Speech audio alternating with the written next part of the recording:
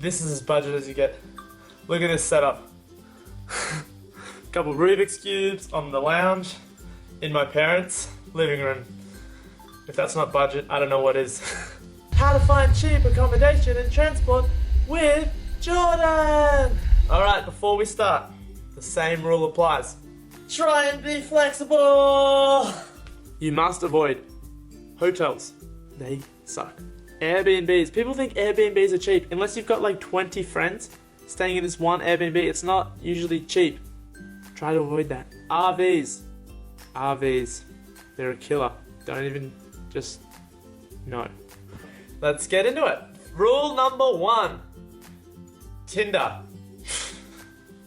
You may think I'm joking, but it's worked for a lot of my friends.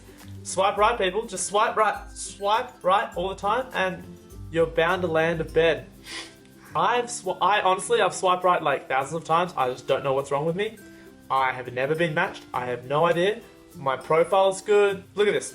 Look at this profile. It's so slick. Never been a match. Never had a free accommodation via Tinder. Works for some, not for me. Real rule number 1. Couch surfing. A lot of you probably already heard of this website, and you probably should already know what it is about. Basically, couch surfing lets you connect with locals in the area that open their home for you for free and let you sleep on their couch, the futon, the bed, whatever it may be. Plus, you get to meet the local, find out about local spots, and if you're lucky, they'll show you around and take you out. It's awesome. Just make sure you pay it forward when you finish traveling. I've couch surfed like 30 times. I've had 29 great experiences and 1 questionable one. Okay, note to self. Don't apply for people that have 0 references. Only look at the references, make sure they have references, because you can have an interesting experience if you listen, yeah. You actually go up to strangers' doors and knock on their house and they let you stay in their house for free. Yes, that's it. It's awesome because people rock. You're not gonna get kidnapped, okay? No kidnapping. Rule number 2, hostels. If couch surfing's a little extreme for you, you can always use a hostel. Hostels are amazingly cheap in Southeast Asia. I recently stayed at a hostel for $4 a night in Cambodia. It was the best. You not only do you pay very little, but you meet a lot of people doing the same thing as you. You have made great friends, have great experiences, and usually the less you pay, the more you get. In this situation, you can get free breakfasts, you can get free Wi-Fi, and free friends, if that's the thing you can buy. But if you stay in a hotel, you're only going to get privacy. You basically exchange privacy for all these other things. Maybe you'll get free internet in a hotel, I don't know. But privacy or friends, your choice. One's cheaper, one's not. For North America and other Western countries, it can be more expensive, from $20 to $30 a night.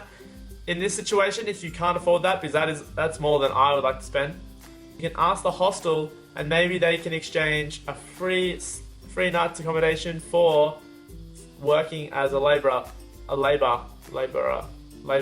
doing work for them in the hostel. That could be reception work, could be cleaning the beds, you never know. A lot of hostels do this because it's cheaper for them and cheaper for you. Rule number 3, travel where your friends are located. Yeah, that's right. All my friends are watching this and they all think, I thought he was actually coming to visit me. No, you're wrong. I was coming to visit your free accommodation at your house. After you start traveling, you're going to meet a lot of people from all over the world. When you realize you have a lot of friends from all over the world, you've got to start just traveling to their countries, because it's going to be way cheaper. You're going to already know the local, and unlike couch surfing, they'll probably let you stay for more than a couple nights, and it's your friend. Why would you want to go visit your friend?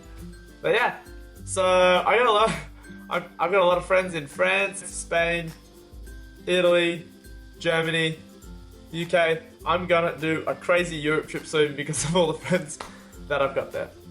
Number 6, camping. If you are in a country where the climate is suitable for camping, do it. If you can get a cheap tent, you can go through Hawaii. You can stay for a couple $dollars a night at designated camp spots around the islands. It's awesome. It costs very bare minimum, and you probably get to wake up right next to the ocean. But if a few dollars is still too expensive for you, you can free camp. This just means like you just pitch a tent. This just means you put up a tent in a random sneaky place, and hopefully the authorities don't find you. I've done it a few times. 7, 6, no, 5, 4, 3. The next point is sleep in your car.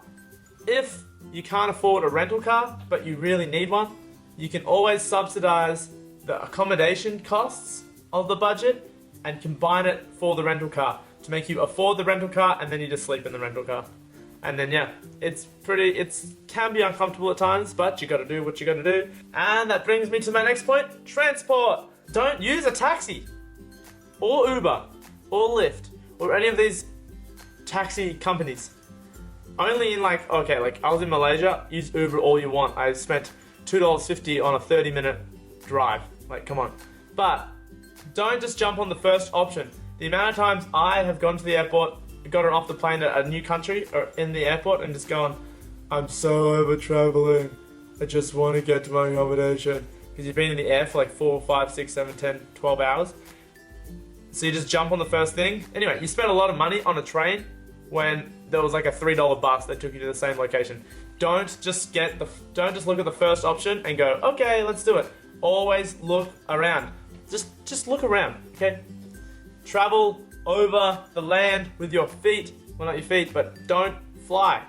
If there is a $200 flight that takes 3 hours, or a $50 bus that takes 20 hours, you're gonna take the 20-hour bus because you'll save $150 plus a night's worth of accommodation. Pretty common one, but travel overnight.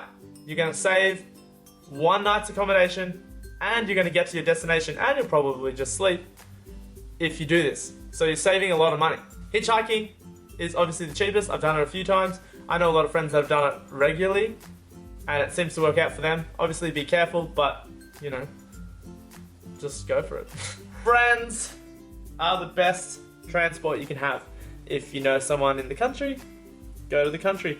I am about to go to Northern Ireland because I got a whole bunch of friends that have a whole bunch of free accommodation and a whole bunch of cars in Northern Ireland. And I would really like to check it out and see them, obviously. But they're cheap transport, okay? Just hang out with friends. Anyway, hope you enjoyed this. If you did, it's really random. I just sort of like talked for like I don't know. Hopefully it was useful. Anyway, like it, subscribe it, and I'm about to go overseas, so get ready for some awesome content. You.